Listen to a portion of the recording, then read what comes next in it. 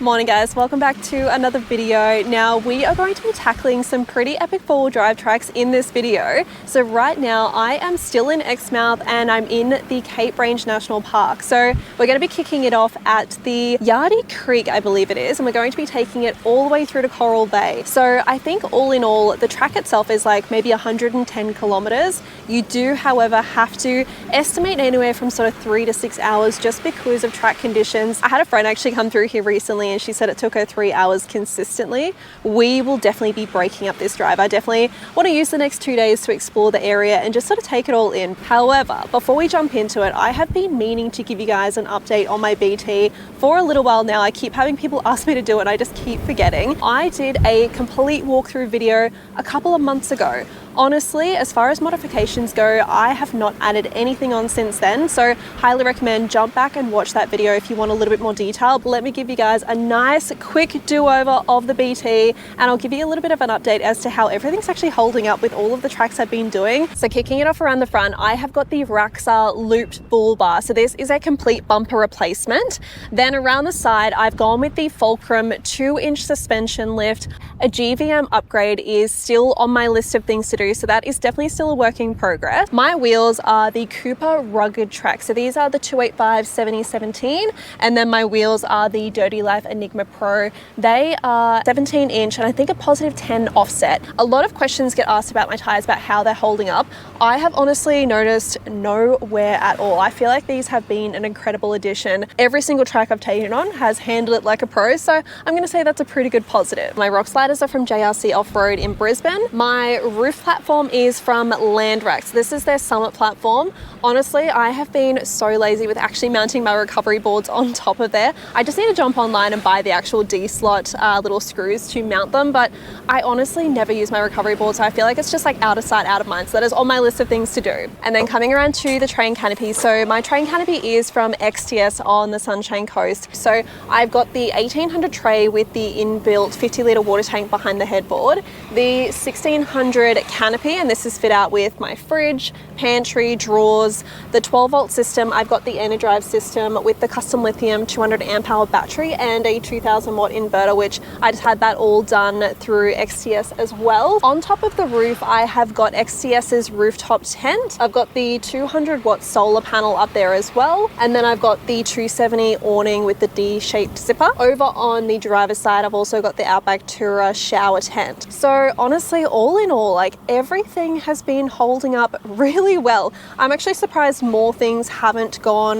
wrong. Touch wood, it's not going to happen. And yeah, I'd probably say the one thing that I've noticed probably is definitely the rear suspension. Like I do have to upgrade that. Like I knew when setting out on my trip that I think I had about 20 kilos to spare from like my max load. So that is absolutely on the list of things to do. And then the UHF, I've noticed it comes loose all the time. I've tried doing everything from like gluing it down. Now I'm at a point where I can't even move the screw because it's just so loose and the glue's obviously set in place. So that's really the only things I'd say has gone wrong. Everything else has been incredible. So yeah, I feel like we are in for another good couple of months of traveling. But if there's anything specific you guys want to know about my build or, you know, anything like that, just drop it in the comments. If not, like I said, go back and watch that full video. But my tires are aired down. We are going to jump on the track now. I'm not sure where we're going to aim for first. I think we're just going to wing the next 2 days, honestly.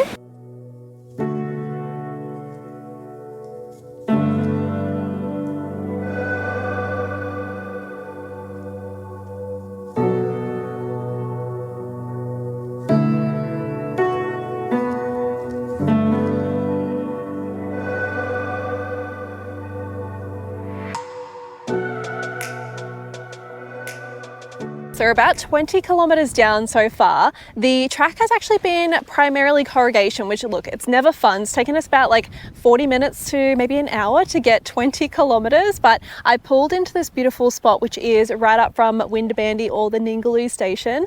The water here is absolutely stunning. So I reckon we'll chill out here for a little bit and then we'll continue cruising down the coast, figuring out where to camp for tonight. So I think I mentioned Exmouth is really hard to book into campsites. However, once you get into this four-wheel drive section, it's actually a lot easier. I'm guessing not as many people come down here. I think I've passed like 2 vehicles. So yeah, there's heaps of campsites down here that are literally available. So that's why I haven't really booked anything. Check out this water. This is absolutely beautiful. I'm definitely going to be throwing the drone up whilst we're here.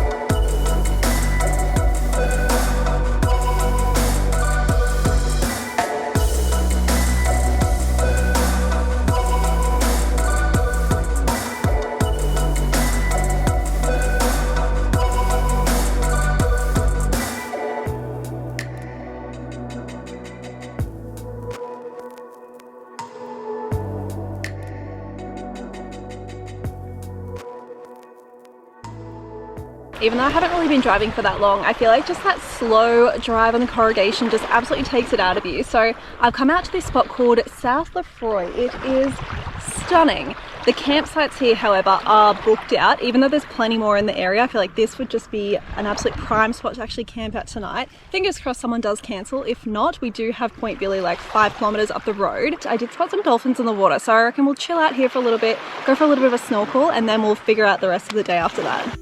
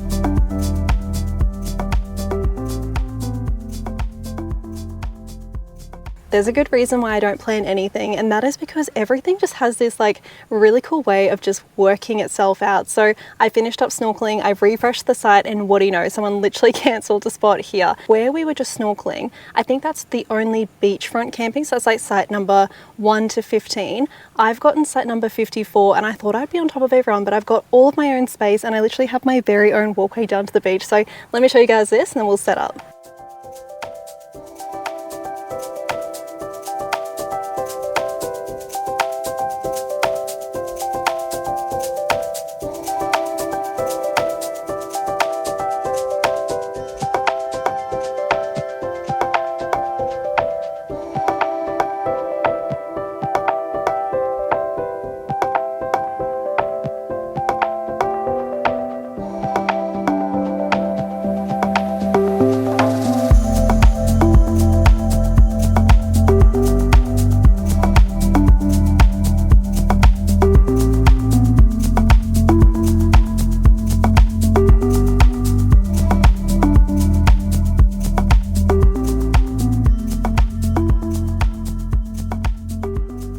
So for dinner, I thought I'd do a variation of a poached fish, which I've done before. So you guys might remember when I had the Tusky back in North Queensland, I did this like beautiful miso poached fish. I'm going to do something very similar, but instead of like the miso paste, which I don't have, I'm just going to use up all of like the veg that I have. So I've got like garlic, I've got ginger, I've got lemon, I've got onion, and then we're going to put that with some coriander. And then I think I've got some soy sauce as well if it needs a little bit more flavor.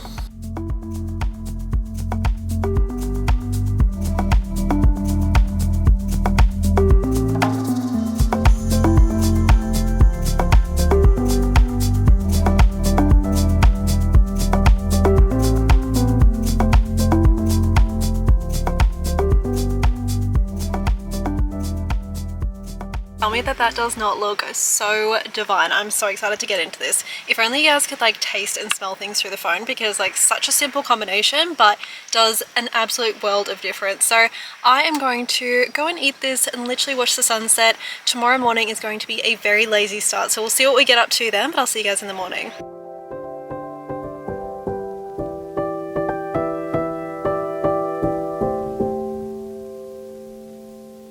It's always really sad leaving places like this because this is such an incredible campsite. It's one of those places you could definitely stay for, I reckon, a week or more. But we are going to hit the road. We're going to start making our way down to Coral Bay. We have got about 70 kilometers left to go. It is probably going to take us about 2 hours if I'm being honest. Now, for the most part, the track so far has been mostly corrugation. I'm pretty sure we're going to start getting into more sand driving. So my tires are on 25 at the moment. We will just see how we go. We might drop them down a a little bit lower. Now, I'm not too sure what there is actually to see between here and Coral Bay, except there is this spot called Oyster Bridge, which I'm pretty keen to check out as well.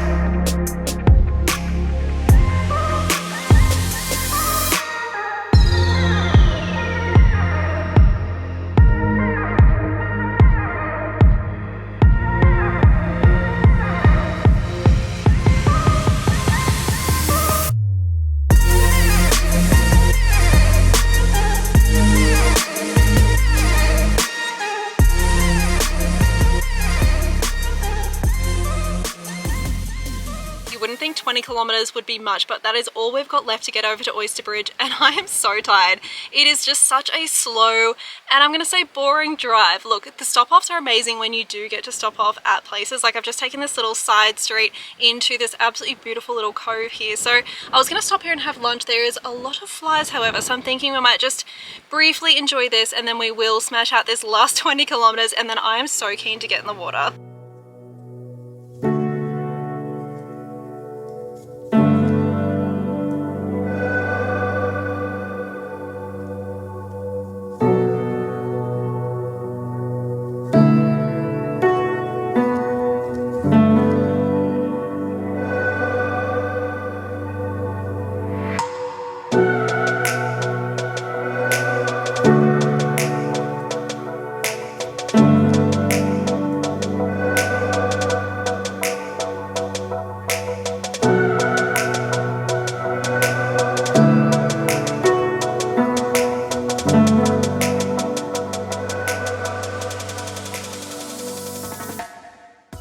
I feel like the entire day has just gotten away from us, but we are finally here. So we arrived out at the Oyster Bridge.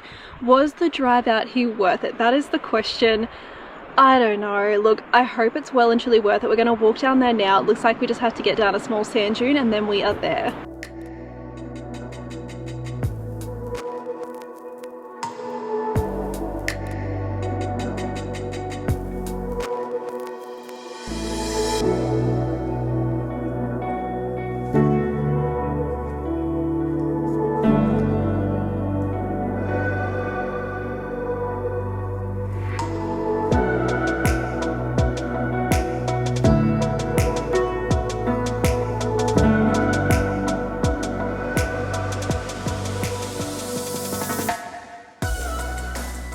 Alright guys, I can confirm it was worth it, although there were sections where I really wanted to give up because it is just a very long and very corrugated road. So I personally would not do that trip just for the sake of getting from A to B. Like, go and do the sealed roads for that.